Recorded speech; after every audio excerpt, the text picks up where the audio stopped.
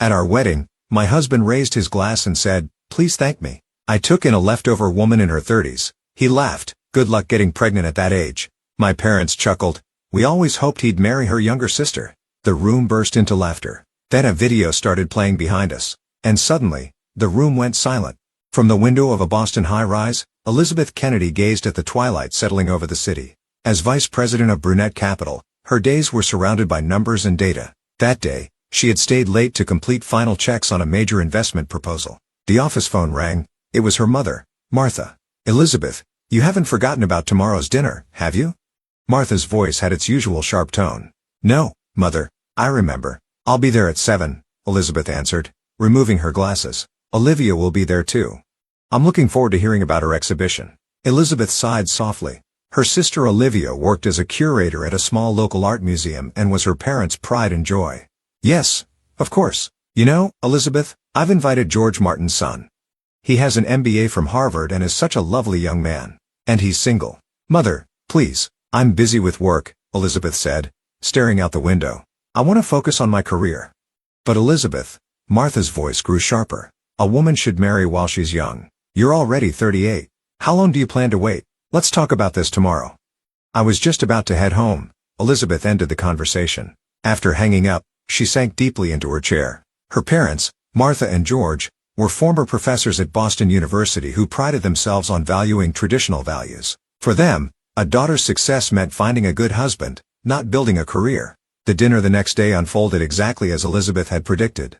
In Martha's perfectly arranged dining room, her parents, Olivia, and several coincidentally invited single men had gathered. "Elizabeth brought in $30 million in profits for her company last year," George said proudly, then immediately added, "But no matter how much money you earn, you can't find true happiness without a family, right?" Olivia smiled gracefully. "My exhibition is small, but it fulfills my mission of bringing art to the community. I believe what matters isn't money, but human connections." "That's right, Olivia. You truly understand." Martha squeezed her daughter's hand affectionately. "If only Elizabeth would learn a little from you." Throughout the meal, every time Elizabeth tried to talk about her successes in the financial industry, her mother interrupted her. "Mark, what do you think? What's more important for a woman, a career or family?" Martha asked the young lawyer sitting across the table. Elizabeth quietly set down her wine glass with its lipstick mark. These conversations had been repeated countless times. When she graduated at the top of her class from Harvard Business School, her parents only said, "What a good environment to find a husband." When she was promoted to vice president, they merely worried, "Aren't you focusing too much on work?" "Excuse me, I need to use the restroom." Elizabeth left the table and entered the luxurious powder room at the end of the hallway. Standing before the mirror, she took a deep breath. Not once in her life had her parents celebrated the path she had chosen.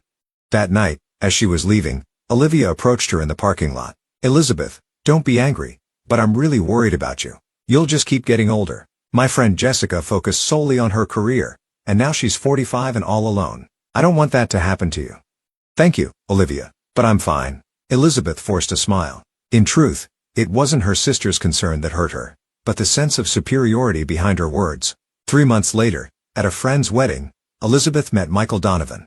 He worked as a math teacher at a local high school, and she was drawn to his intellectual charm and warmth. On their first date, Michael eagerly asked about her work and praised her intelligence. "Your work is amazing. I can't imagine handling such complex transactions," Michael said with admiring eyes. "I can barely teach algebra to my students." "You're the one who's amazing. Shaping young minds? That's a far more meaningful job than mine," Elizabeth responded sincerely. Soon after they began dating, Elizabeth introduced Michael to her parents. Their reaction was unexpected. "Finally, you found someone." Martha clapped her hands. "I was starting to give up hope." "Good for you, Elizabeth," George added. "Michael, you're a brave man, dating a 38-year-old woman." Elizabeth was hurt by these words, but Michael laughed them off. As time passed, subtle changes appeared in his attitude. With each of her successes at work, he began saying, "It's embarrassing as a man. Makes me feel like I'm being supported by you," in a joking manner. Elizabeth pretended not to mind. Having no family of her own, Michael had become special to her. 3 months after their engagement, Elizabeth was relaxing at Michael's house one evening. He was walking from the kitchen to the Michael said, laughing, "Right, not many men have the courage to marry a woman in her late 30s, right? But she's amazing. She's the vice president of Brunette Capital."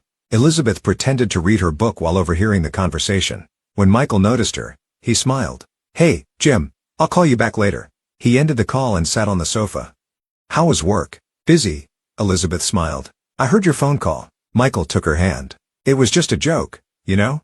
Jim's a confirmed bachelor, so I was just trying to surprise him. Did you need to mention my age? Don't worry about it. I proposed because I love you. Age doesn't matter. Michael kissed her. It's just that a man has his pride. It takes a bit of courage to marry a successful woman like you. Elizabeth accepted his words despite the pain in her heart. She wanted to believe she was loved. Even if Michael was a little jealous of her success, it was understandable. His annual income was less than a quarter of hers. On the day of their engagement party, George and Martha hosted a dinner at an upscale restaurant. Elizabeth's parents treated Michael like royalty. Elizabeth, Michael, Martha raised her champagne glass. She was a bit too focused on work and running away from marriage. Mother, that's not true, Elizabeth quietly protested. It's fine, Elizabeth, George laughed. We were worried, Martha continued, whether you'd find someone who would love you, especially when thinking about children. A heavy silence fell over the table. Elizabeth felt anxious about having children. She felt a slight gratitude that her parents hadn't used the phrase geriatric pregnancy. We'll be fine, Michael squeezed her hand. Including children. All of it. Elizabeth felt somewhat reassured by his words. But that night, she was further hurt when Olivia raised her glass in a toast. Michael, thank you for choosing my sister. She may not be perfect, but she's worth loving. After the party, on the way home, Michael put his arm around Elizabeth's shoulders. Families are interesting, aren't they? But they just love you. Especially Olivia. Olivia loves me? Elizabeth laughed bitterly. She's always looked down on me. That's not true. She's just worried about you. I talked with her today, and she truly wishes for your happiness. Elizabeth wondered. During the party, she had noticed Michael and Olivia deep in conversation several times. They seemed surprisingly close. As wedding preparations progressed, Michael's behavior gradually changed. While saying I'm just joking, he frequently used phrases like I can't support you on my salary. On dress shopping day, Elizabeth visited a bridal shop accompanied by Olivia and her mother. She chose a simple, elegant dress. That dress? For you. Martha hesitated. What is it? Elizabeth asked. It's a bit plain, Olivia answered. Something more decorative would hide your age better. I don't want to hide my age, Elizabeth took a deep breath. I like this one. But isn't Michael expecting a more traditional dress? Martha said. In the end, Elizabeth stood her ground and chose that dress. However, the day's events created a small crack in her heart. A week before the wedding, a dinner was held at the Kennedy home. Michael chatted happily with Elizabeth's parents and showed special familiarity with Olivia. Michael, what is your ideal family image? Martha asked. Swirling his wine glass, Michael answered, I think I prefer a traditional family. The man works outside, and the woman takes care of the home. Of course, career women like Elizabeth are wonderful too, he laughed, looking at Elizabeth. But in my heart, my ideal isn't a workaholic like Elizabeth, but a more domesticated woman. That's so true, Martha agreed. A woman's true happiness lies in her home. Elizabeth continued eating in silence. She had accepted these insults because they're family. But when she got up to use the bathroom, she paused at a conversation she overheard in the hallway. Doesn't she realize? Olivia's voice was audible. Elizabeth only thinks about work. It was Michael's voice. But that works out well for us. Laughter followed, and Elizabeth's heart raced. She approached quietly and peeked through the crack in the door. She could see Michael and Olivia standing closer than expected. Let's confirm tomorrow, Michael said in a low voice, if everything goes according to plan. Elizabeth cleared her throat and entered the room. The two jumped apart in surprise. I just came back from the bathroom, she said calmly. What plan? Oh, it's a surprise, Michael laughed. Wedding preparations. We want to surprise you. That night, Elizabeth couldn't sleep due to anxiety. She created an excuse to borrow Michael's phone and checked his messages. There was a cryptic text that read, Tomorrow everything changes. The recipient must have been Olivia. Driven by fear, Elizabeth contacted her friend Kate, an IT specialist. Kate, I need your help, she said in a trembling voice. What's wrong, Elizabeth? Are you okay? Tomorrow's wedding. Something strange. Michael and Olivia, and my parents too. Something's not right. Actually, I've been thinking something was off, Kate quietly confessed. There are suspicious points in their behavior. Like how Michael talks about you to his friends. What do you mean? Once, I heard him referring to you as a golden goose. He was joking, but tears fell from Elizabeth's eyes. What should I do? The ceremony is tomorrow. You could cancel. No. Elizabeth steeled her resolve. I'll face this situation with truth. Kate, will you help me? Anything you need, Kate replied immediately. What do you need? Evidence. I need to know what they're planning. And Elizabeth took a deep breath. I also want to prepare for any contingency. The night before the wedding, Elizabeth was alone in her hotel room, staring at Boston's night skyline. A message arrived from Kate ready. That was all. On the wedding day, St. Anthony's Church was bathed in Boston's spring sunlight. Elizabeth sat quietly in the preparation room, surrounded by bridesmaids. Her expression was calm, but determination shone in her eyes. Nervous? The makeup artist asked. No, Elizabeth smiled. Rather, I've made up my mind. The door opened, and Kate entered. She approached Elizabeth and said in a soft voice, "Everything is ready. Whenever you give the signal, we can proceed." Elizabeth nodded. "Thank you, Kate." The ceremony proceeded as planned. Elizabeth entered on her father's arm, and Michael waited for her at the altar with a beaming smile. Vows were exchanged, rings were swapped, and they were pronounced husband and wife. After the ministers, "You may kiss the bride," Michael kissed her. On the surface, it was a perfect wedding. The reception venue was set in a luxurious hotel ballroom. Beautiful decorated tables, a champagne tower, elegant music. Everything exuded a romantic atmosphere. Elizabeth smiled and greeted guests while constantly exchanging glances with Kate. "Ladies and gentlemen, thank you for gathering here," the MC announced. "To celebrate this special day, we'll now hear a speech from the groom, Michael Donovan."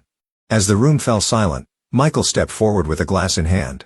His face bore a confident smile. "Everyone, thank you for celebrating our special day," Michael said loudly. "Actually, I want you to thank me." Small laughter spread across the room. "Yes, thank me, for taking this aging leftover woman off the market." A moment of silence covered the venue, followed by uncomfortable murmurs. Michael pretended not to notice and continued. "Everyone, it's a joke. Just a joke," he said, laughing.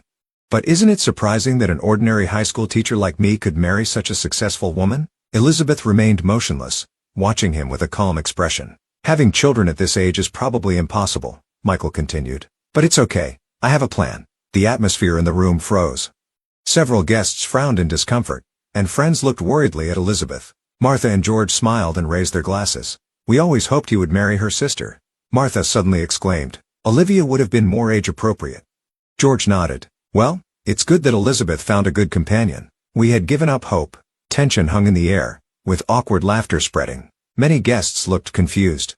Michael continued proudly. "But don't worry, Elizabeth. You were chosen for a special purpose." At that moment, Elizabeth slowly stood up. Quiet anger showed on her face. "A special purpose," she said quietly. "That's right, Michael." Elizabeth gave a small nod to Kate. Suddenly, the screen behind Michael lit up, and a video began to play. People in the room turned around in surprise. The screen showed Michael and Olivia embracing intimately. They exchanged passionate kisses, and Michael gently stroked Olivia's hair. "Once we're married, we'll be free with her money." Michael's voice rang clearly. "The trust fund won't be released unless she gets married, right?" "That's right," Olivia's voice continued. "My sister has money but knows nothing. She's just a convenient tool." "What about children?" Michael's voice asked. "I'll have them. It's too late for her," Olivia's voice laughed. The video continued, showing evidence that George and Martha knew about the plan. Conversations like Elizabeth's trust fund will be released when she marries, and she won't notice, she's always focused on work. The room was engulfed in frozen silence. Michael, with a pale face, began to say, "This is a misunderstanding." "A misunderstanding?" Elizabeth calmly retorted. "Like the content of today's speech?" She took out her smartphone and played the recording of Michael's and her parents' earlier statements to the room. "I may be a leftover," Elizabeth raised her voice, "but at least I know my own worth." She turned back to Michael. "It wasn't me you wanted. It was my money, in collusion with my mother, father, and Olivia." "Elizabeth, that's not it." Michael tried to explain. "My parents," Elizabeth continued, "from the day I was born, you never understood my worth. You always judged me by the values you wanted to impose, never acknowledging my success." Martha stood up and began. "Daughter, this is enough," Elizabeth said coldly. "I don't need a family like this." She slowly removed her wedding ring and placed it on the table. "This marriage ends here. Michael and Olivia, parents." Elizabeth gave a small nod to Kate, and they left the venue with dignified steps. Behind them, voices of confusion and anger echoed. "Wait, Elizabeth," Michael chased after her. That was just." Elizabeth turned around. "Just what? A joke? A plan? A conspiracy to ruin my life?" "We were just you and Olivia had a relationship for a long time," Elizabeth said quietly. "And my parents knew. Everyone was trying to use me. About the trust fund. Thanks to you, I understand now," Elizabeth smiled. "My worth is determined by myself, not by age, marital status, or whether I have children." Thank you for teaching me that, Michael.